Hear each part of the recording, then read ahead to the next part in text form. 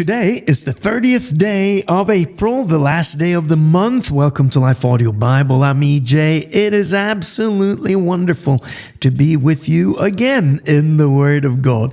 Well, I don't know how your weather is wherever you are, but here in the northern part of the world, the weather today is just absolutely fantastic. I've had some time in the park today and just enjoyed the sun. You know, we treasure the sun. The further north you get, the more you appreciate it when it gets warm and the sun shines. At least a Norwegian would do that. Man, so here we are, Acts 27 today, 27 through 44, and we're still continuing with Paul as they are sailing across the sea. The weather is bad, it's stormy and stormful around them, and, they're about to see a change take place. Here we go. On the 14th night, we were still being driven across the Adriatic Sea when about midnight, the sailors sensed that they were approaching land. They took soundings and found that the water was 120 feet deep.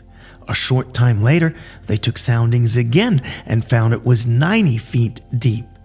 Fearing that we would be dashed against the rocks, they dropped 4 anchors from the stern and prayed for daylight. In an attempt to escape from the ship, the sailors let the lifeboat down into the sea, pretending they were going to lower some anchors from the bow. Then Paul said to the centurion and the soldiers, "Unless these men stay with the ship, you cannot be saved." So the soldiers cut the ropes that held the lifeboat and let it drift away. Just before dawn, Paul urged them all to eat. "For the last 14 days, he said, you've been in constant suspense and have gone without food. You haven't eaten anything. Now I urge you to take some food. You need it to survive. Not one of you will lose a single hair from his head." After he said this, he took some bread and gave thanks to God in front of all of them. Then he broke it and began to eat. They were all encouraged and ate some food themselves. Altogether, there were 276 of us on board. When they had eaten as much as they wanted, they lightened the ship by throwing the grain into the sea. When daylight came, they did not recognize the land, but they saw a bay with a sandy beach where they decided to run the ship aground if they could.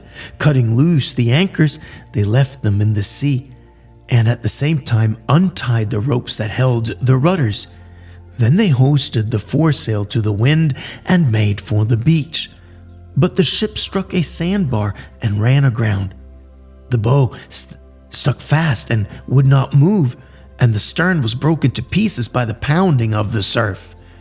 The soldiers planned to kill the prisoners to prevent any of them from swimming away and escaping. But the centurion wanted to spare Paul's life and kept them from carrying out their plan. He ordered those who could swim to jump overboard first and get to land. The rest were to get there on planks or on other pieces of the ship. In this way, everyone reached land safely.